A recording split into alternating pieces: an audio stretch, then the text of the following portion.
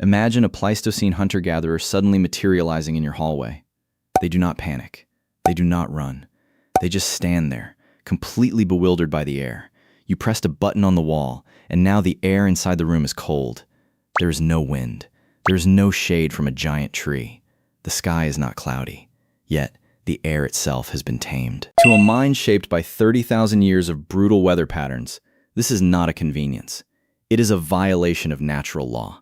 In this video, you are going to discover why your perfectly normal daily routine would look like absolute madness to the ancestors who survived the Ice Age. You will uncover the hidden absurdities of modern comfort, the strange ways we disconnected from our own biology, and the evolutionary mismatches that still dictate your stress levels today.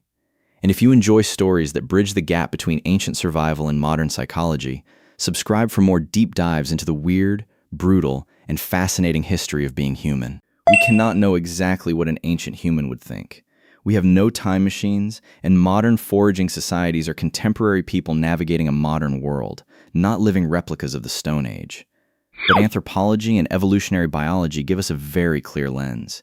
We can look at the fundamental realities of prehistoric survival and ask which parts of your Tuesday would seem entirely alien. Because surviving the Paleolithic era was incredibly difficult. You faced starvation, freezing temperatures, infectious diseases, predatory animals, and the constant threat of minor injuries turning fatal. Ancient life was an endless negotiation with danger, but your modern life is an endless negotiation with comfort, and that comfort is deeply strange. Your ancient visitor follows you into the kitchen. They watch you walk up to a metal pipe protruding from the wall. You twist a handle, and perfectly clear, drinkable water flows out instantly. No walking to a river. No checking for animal tracks near the water source. No boiling it over a fire to kill invisible parasites. Just pure, endless hydration on demand. For hundreds of thousands of years, finding clean water was one of the most dangerous and energy-consuming tasks a human could undertake. It dictated where camps were built, how far groups could travel, and who lived or died during a drought. Now, you use it to wash a single coffee mug. Then comes the food. You do not leave the shelter. You do not pick up a spear or a digging stick. You simply tap a piece of glass on the counter. Less than an hour later, a stranger arrives at your door, hands you a warm paper bag, and walks away. Inside is roasted meat, cooked grains, and spices from 3 different continents. You never saw the animal. You never gathered the wood for the fire. You did not even speak to the person who brought it. In the ancient world, acquiring calories required intense teamwork, physical endurance, deep ecological knowledge, and a high tolerance for failure.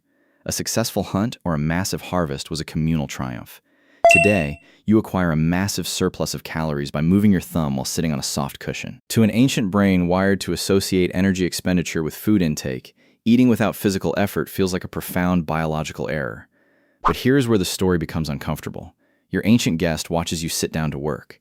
You stare at a flat screen, occasionally clicking a small plastic device. Your heart rate elevates. Your breathing becomes shallow. Your muscles tense up. To the ancient observer, you look like you are under attack by an invisible predator. But you are not running. You are just reading a message from your boss about a deadline. Evolution designed your stress response to help you escape lions, navigate sudden storms, or defend your camp. It was meant to be a short, explosive burst of energy followed by deep physical exhaustion and recovery. Modern life hijacked this ancient survival mechanism and left it switched on all day. Your brain is running a marathon, but your body is trapped in a state of suspended animation. You are experiencing the physiological terror of a hunt without ever taking a single step. Then the sun goes down, but your day does not end. You move to a softer piece of furniture and stare at a larger glowing screen. On this screen, you watch other humans experience car crashes, romantic heartbreak, violent battles, and terrifying monsters. Your brain floods with dopamine, cortisol, and adrenaline. You feel genuine sadness, fear, and excitement. Yet, you are completely safe. For early humans, stories were shared around a fire. They were communal, interactive, and grounded in the shared reality of the tribe. They helped transfer survival knowledge and reinforce social bonds. Today, you consume thousands of simulated lives in total isolation. You feel the emotions of 100 different strangers before dinner, leaving your nervous system completely exhausted by imaginary events. And then there is the environment itself. You have entirely erased the seasons. Outside your window, it might be a freezing winter storm, but inside your living room, it is a permanent, mild spring evening. You no longer track the phases of the moon because streetlights banish the dark. You do not read the clouds to predict rain because a digital number on your phone tells you the exact percentage of precipitation. We spent millennia developing incredible sensory awareness to read the subtle shifts in nature. Now, we live in sealed, climate-controlled boxes, entirely blind to the planet that keeps us alive.